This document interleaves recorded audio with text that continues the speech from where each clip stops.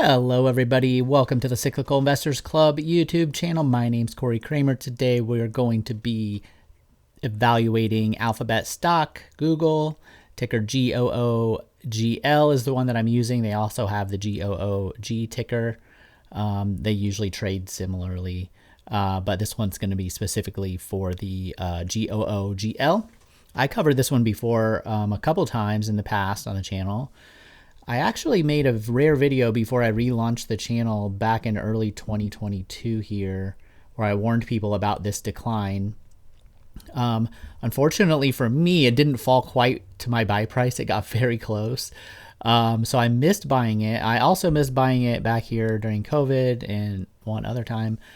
So this has been, a stock that I've wanted to own obviously for a while, but I didn't want to overpay for it. So this is going to be a buy video, the third buy video in a row. And given what the market is doing right now, you're probably going to see a lot of buy videos. I'm probably going to have more buy videos this week than I've had in the last year and a half. Because when things get cheap, that's when I like to buy them, and I don't like to buy them when they're not cheap. So now you have to have cash in order to buy stocks. So I made a video at the end of February where I basically said, like a generic suggestion without knowing, personal finances. This is not individual, financial advice. Was 50% cash was appropriate for the situation that we were in. I was at the market peak a couple weeks ago. We were at like 44% cash in the Cyclical Investors Club. Now we're down to closer to 40-ish.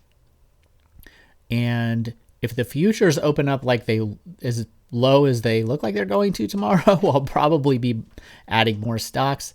I sent a list out to the members of the Cyclical Investors Club just a few minutes ago for limit orders to put in for this week. We had 6 last week. They all hit.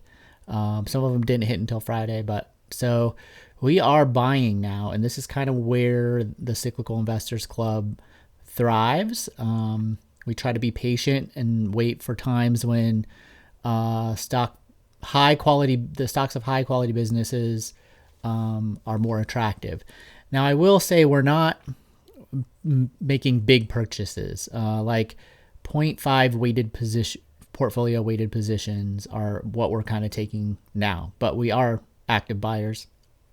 And every day we're buying. So if the market draws down 50%, we'll be buying most of the way down probably. All right. So Alphabet, I shared my buy price on this one, I think at the end of last year, and I don't think it's changed too much, but this triggered a buy on Friday. So we just bought it in the Cyclical Investors Club, and I'm pretty happy that we're getting it. Now, there are some reasons to be cautious about it, and I'll kind of talk about a couple of those, but relative to the other Mag 7 stocks and relative to the wider stock market, when you include the quality of the business, it's at least at a fair price here. Okay.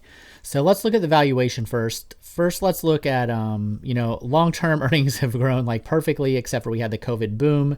And then I warned people about this decline. It happened, not as deep as I thought it was going to, partly because the Biden administration put several policies in place to kind of delay or slow, so everything didn't hit like all at once. They delayed things like student loan repayments. They had a little bit more stimulus, or kind of drug out some of that for a little bit longer. And then on top of that, Alphabet made huge cuts. So did Meta, right? And some other companies, but especially those two. They cut a ton. I mean, they were building like campuses and they just stopped building them. They fired a bunch of people. And so this earnings decline, which I thought was going to be steeper, one, the macro economy was a little better than I expected because we avoided a recession.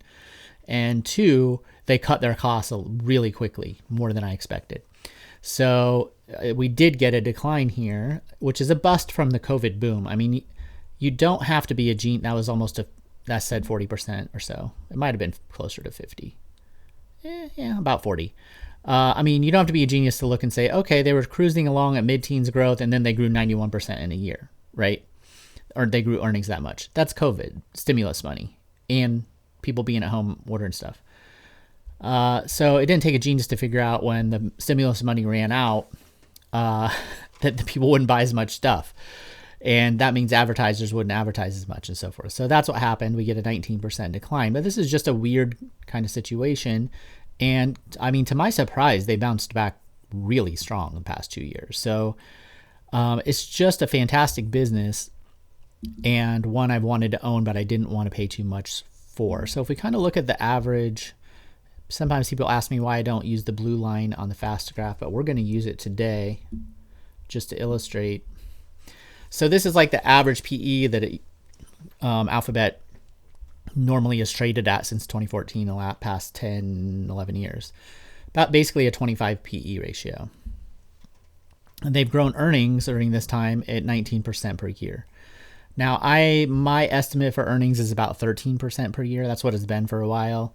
It might be slower than that, but I'm using a slightly different analysis to establish a buy price. But I think actually if you use 13%, we'll look at it in the spreadsheet here in just a minute. Let me make sure I have it up still. Yeah, I do. Okay. So if one of the things you can do on fast graphs is, this is kind of cool. Let me widen this just real quick. So one thing you can do is, and I have a 25% off affiliate link for fast graphs in the description. I haven't mentioned that for a while. If you ever want to try it out, they have free trials. It's a good way to help out the channel, and I used it. I went and asked them if I could get an affiliate link. They didn't ask me to do anything because I already used it. So, so if we take this price and we just, let me get it started here. Come on. Let's refresh. I don't know if I'm clicking on precisely the right spot or not, or if it just kind of isn't. There we go. There's my little dot. Okay.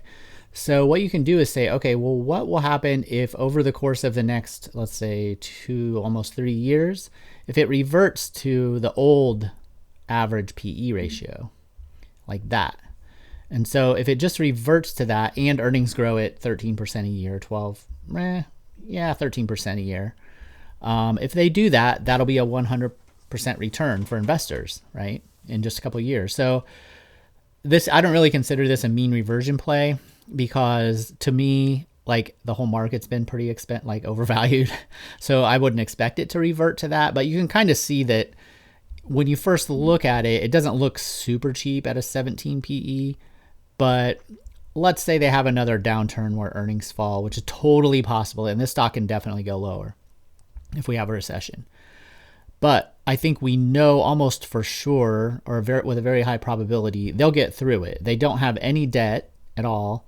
They print cash. They have a AA+ credit rating. And one of the things that I really like about them is they have these other businesses, right? I mean, people talk about like Tesla and self-driving, but Alphabet has Waymo and self-driving cars that are on the street right now. They also have quantum computing that they're working on. I mean, basically they have the smartest people in the world that work there. And so it allows them to work through some of the challenges that they have. Now, the biggest challenge probably right now is the AI, right? People are going to ask AI questions instead of asking Google. Like, that's kind of what people think. And then also these AI companies are probably going to collect data on people that will eventually be used for targeted ads, or who knows. I mean, because they can see what you've been asking. They know what you've been asking the AI, so they can profile you. So that's a threat, but honestly, I think that, and that's most of their business. I mean, they have YouTube too. Obviously I'm on YouTube. But most of their business comes from advertising and search. So they do need to defend that. And the money that they're spending in AI is more for defense rather than like offense. But if we do have like a recession or a situation where capital is frozen and harder to come by, these huge capital investments that some of these other companies are making, they might not have enough money to do it. Also, I think people are just in the habit of Googling stuff, and Alphabet has their AI answers when you put it in there now. So if they improve that a little bit, I've seen a couple videos where I'm not an AI expert, but some of their models and stuff look like they're competitive with the best ones that are out there, the ones that are going to be coming out. So, and we know they have the resources and smarts to do it. So I think they could have a decent chance of holding their ground at least. Even though that's definitely a risk. But we're not paying a 30 PE here. We're paying like a 17 PE. And with, you know, no risk of like bankruptcy or anything like that. So, and we're just taking a starter position basically. So for me, I'm happy to have finally picked this one up. And of course, if you take a 0.5% weighted position, I haven't looked to see what percent weighting it is in the S&P 500, but it's way more than that, right? You're not even getting close to like the weighting that it's in the index. So you still have far less exposure to the Magnificent Seven buying it here. So this looks like a pretty good spot to start layering into Alphabet. Looking at kind of the method. Now, if you want to go and look at my full kind of methodology on this recession PE metric that I'm showing you here, I have a whole video on that. So just go look on my channel and find it. And I rewatched some of it and I went through it in pretty good detail. So I'm not going to repeat all that here because getting into the weeds on it can be a little bit tedious. But basically what I do is I looked back and I modeled, why did it do that? Let's see here. All right. It's opening up new windows when I didn't used to do that. So, and then I screwed it all up. All right. So get rid of this. Well, yeah, that's fine. What's this black line? That I want. I'm trying to get rid of this. That's the price. There we go. All right. Okay. We're back in business here. What I wanted to say was I modeled this downturn not on a full recession because back here they were such a smaller company. It just doesn't really compare to like what they're doing now. So I modeled it off this 2022 downturn where earnings did fall 19% and the stock fell, what I say earlier, 40%.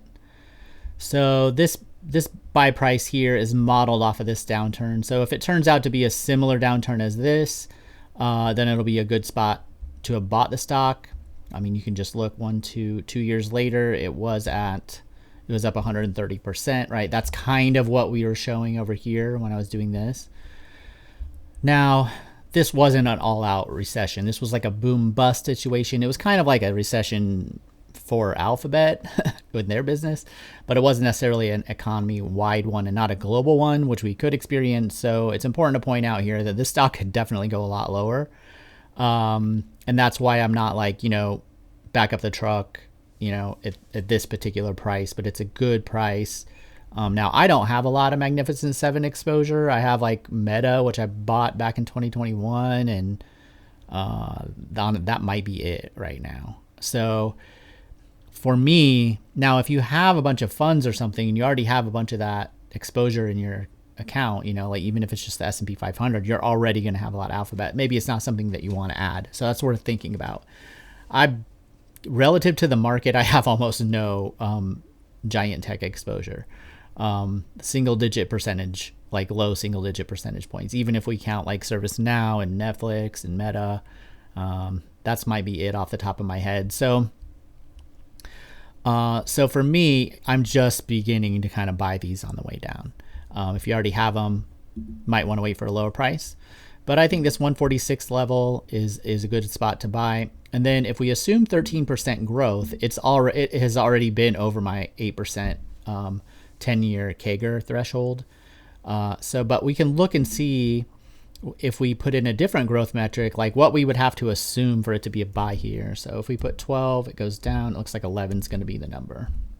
Yeah, about 11%. So if you think over 10 years, they can grow. Why do I keep clicking that? Okay.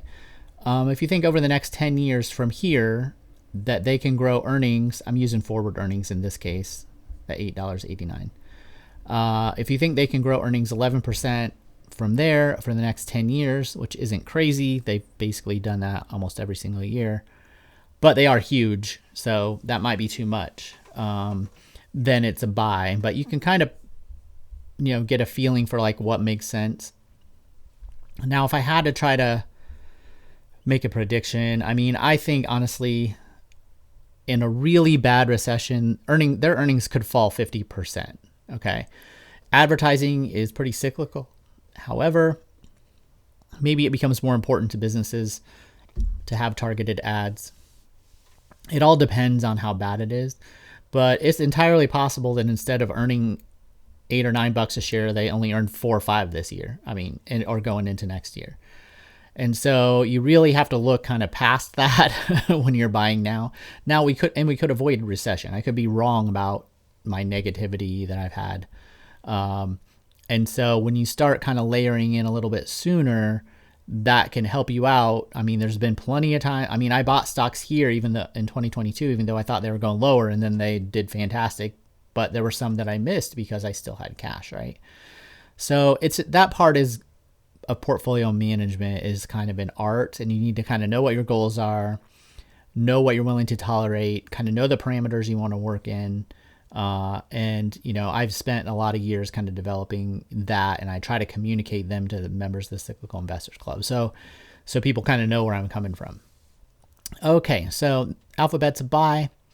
I have weekly picks on Patreon, that I've been doing the last 6 months. Those are down, obviously, but outperforming the S&P 500 still. And now, rather than each week, I'm like, oh man, there's like nothing that looks that good, and I have to like, really just try to find anything now this week we're going to have we're going to have multiple stocks to choose from for the pick of the week. So if you're dollar cost averaging, that's a great service to join. It's only $25 a month. Also, if you're thinking of joining the full service, that's a great the Patreon $25 a month weekly picks is a great place to start, to see if it's my style of investing is kind of right for you, before committing to a whole year, because I only have annual subscriptions over on Seeking Alpha. All right. Thanks for watching. Hit the subscribe button. If you enjoyed it, I have at least one other. So the way I'm doing this, if there's stocks that are in the S&P 500 and I have time, I'll make videos for YouTube for free. The ones outside the S&P 500, those will be exclusive to the Cyclical Investors Club service. And then if I get really busy, which I am, then I don't promise timely videos, buy videos. So in the Cyclical Investors Club, we are there. I am there, almost minute by minute, and when things are really falling like this. So, you have like immediate feedback, and you can direct message me and chat with me and do all that stuff. Whereas, the YouTube is, if when I get done with the day, as long as I have some time, if there's something that's worth buying, I'll make a video on it. And then I do take requests. That's what all those tickers are back there on the board that I probably am not going to cover for a while, the way things are going.